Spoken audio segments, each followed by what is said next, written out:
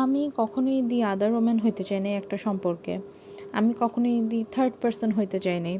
And যখন আমার ঘর ভাঙার কারণ আসলে আমার এক্স আমাকে ওভাবে হয়তোবা চাইতো না। এইজন্যই ও আরেকজনকে ঢুকতে দিছে সম্পর্কে।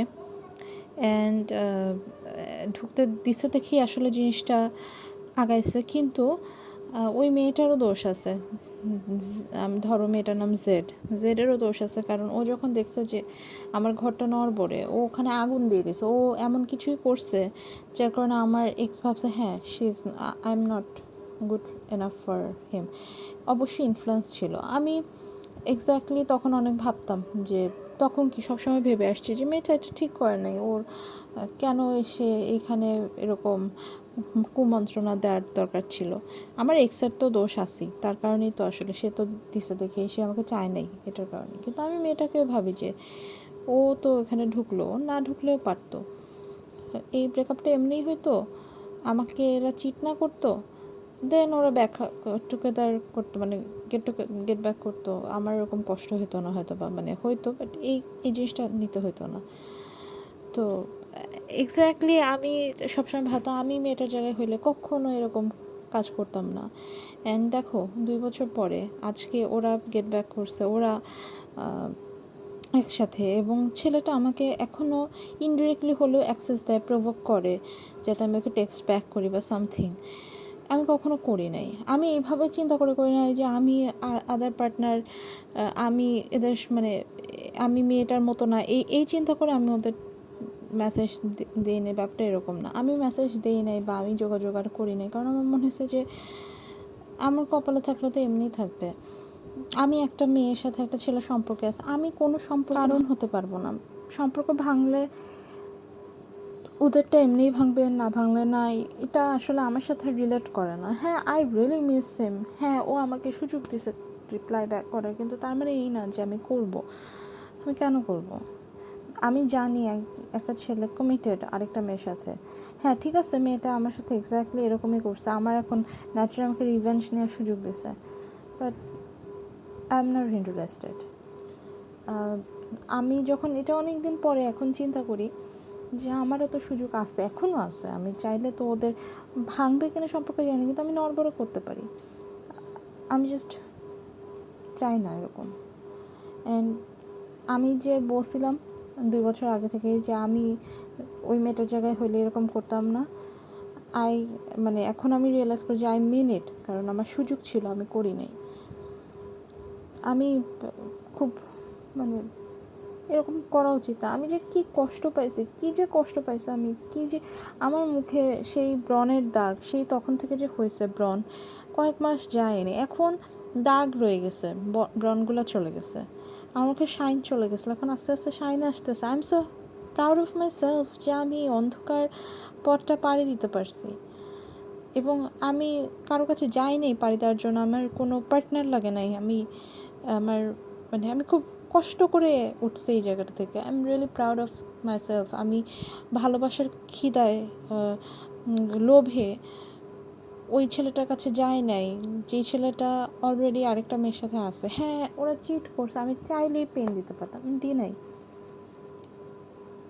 ভগবান সহায় হোক, ভগবান আছে, আই বিলিভ ইট।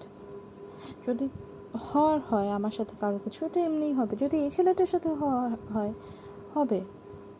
আমি কোনো কিছু এরকম করে ভেঙে সেটা ভাঙা, মানে একটা বাড়ি ভেঙে সেই বাড়ির উপরে, সেই বাড়ির ছায়ের উপরে আমি কখনো আমার সংসার টিকাতে পারবো না। আমি ভাবি যে ওরা কি আসলেই পারবে? আচ্ছা পারলে পারছে, বাট আমি যে পরিমাণ কাঁদছি, আমার সারাটা রাত যে পরিমাণ কষ্টে যেত, সারাটা দিন যে পরিমাণ কষ্টে যেত, এই কষ্ট এত সহজে মাফ হয়ে যাবে? ও যখন আমাকে ছেড়ে যায় 2 বছর আগে, তখন আমি খুব একা হয়ে যাই, এবং তখন আমি একটা পুতুল রাখি নিজের, ওর একটা নাম আছে, and আমি ওকে আমার বাচ্চা বলে ডাকি। প্রত্যেকদিন রাতের বেলা আমি ওকে এখন মানে বুকে জড়ায় ঘুমাই আমি। ও আমাকে বলে মাম্মা বাবা আসবে না? আমি বলি মা বাবা তো খুশি আছে, বাবাকে খুশি থাকতে দিই, আমার তুমি আছো, তোমার আমি আছি, আমরা একসাথে থাকি। বাবা ভালো আছে, ভালো থাকাটাই তো জরুরি, তাই না মা? যদি আসে তাহলে ঠিক আছে, না আসলেও ও বলে মা দেখো বাবা তোমাকে ছেড়ে থাকতে পারবে না। আমি বলি মা পারবে বলে তো, মানে পারবে না কি পারবে না এটা তো আমাদের হাতে নেই মা, আমরা একটু চেষ্টা করি, বাবা ভালো আছে, বাবাকে ভালো থাকতে দিই, আমরা একসাথে থাকবো, আমরা পারবো তো মা। তখন আমার পুতুলটা আমি কল্পনা করি, বলে হ্যাঁ মা আমরা খুব ভালো করে পারবো। এবার আমি আমার পুতুলটাকে শক্ত করে জড়ায় ধরে বলি তোমার ঠান্ডা লাগছে, তোমার গরম লাগছে, আসো মার কাছে আসো, একা একা ফিল করো না কিন্তু, ঠিক আছে? মা সবসময় তোমার জন্য আছে। অ্যান্ড তারপরে আমি ঘুমাই যাই। কী করবো, আমার এত অস্থির লাগে, আমি তো কারোর সাথে কথা বলি না, কারোর সাথে আমি মানে কিছুই করি না আমি এখন আর, মানে থাকে না। ও চাইছিল আমার জীবনটা, ও আমাকে বলতো আমি চাই তুমি ভেঙে যাও, আমি চাই তুমি নষ্ট হয়ে যাও। আমি ওর এই কথাটাও রাখছি, আমি ওর এই শখটাও পূরণ করছি, আমি পুরো ভেঙে গেছি। কিন্তু এরপরে আমি আস্তে আস্তে উঠতেছিও, এবং this credit is on me. Comebacks needed to be personal. Comebacks are needed to be personal. And when I will come back, अपनी कुर्सी के সিট বেল্টস বাঁধকে রাখো। আই মিন একটা কথা মনে রেখো, সারা অনেকগুলো মাস তুমি চিন্তা করছো তুমি বাঁচবা নাকি তুমি মরবা, এবং তুমি সিদ্ধান্ত নিয়েছিল প্রথমে তুমি মরবা, এবং এই জন্য তুমি প্রত্যেকদিন ভগবানের কাছে প্রার্থনা করতে এখনও করো, আমি জানি আমি করি। কিন্তু যেহেতু ওই সিদ্ধান্ত নিয়েছো বেঁচে থাকবা, বাঁচবা বাঁচার মতো করে, time is the most important thing. Health, time, এগুলা একবার গেলে আর কখনো আসে না, ঠিক আছে? হেলথ হয়তো বা আসে, কিন্তু সময় কখনো আসে না। Make every seconds or I mean ভাই, ও গেছে, এটা ওর ডিসিশন। এখনও কেমন আছে, ভালো আছে না খারাপ আছে, এটা আমার দেখার বিষয় না। এটা দেখে মন খারাপ করার কিছু নেই, এটা বুঝতে হবে।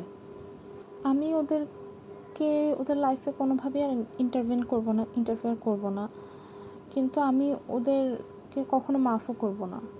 আমি কেন পারবো? আমি সবাইকে মাফ করে দিই, ওদেরকে মাফ করতে পারবো না। আমাকে ব্রেকআপ করলে ঠিক করে করতে পারতো, এইভাবে ইচ্ছা করে আমাকে বলে বলে, জানো আমি তোমাকে প্রতিদিন গালি দিই, এইভাবে গালি দেওয়া, এইসব বাজে বাজে কথা বলে, এত কষ্ট দেওয়ার দরকার ছিল? কী করি নাই আমি তোমার জন্য, কী করি নাই বলো? আচ্ছা ঠিক আছে, ওর সাথে আমি অনেক চিন্তা করছি, আমাদের সাথে কথা বলার কিছুই নেই, যা হয়েছে হয়তো বা ভালোর জন্যই হয়েছে। ও সোলমেট, ওই মেয়েটা হয়তো বা এই জন্য, কিন্তু জাস্ট আমার সাথে এবার না করলেও পারতে, এবার কষ্ট না দিয়ে সরালেই পারতা। কয়টা দিন ফোন না ধরলে আমি এমনিই সরে যেতাম, লাস্টে তো এরকমই হয়েছে, তাই না? কষ্ট দিয়ে সরানোর কী দরকার ছিল আমাকে বলো? ভালো আছো, ভালো,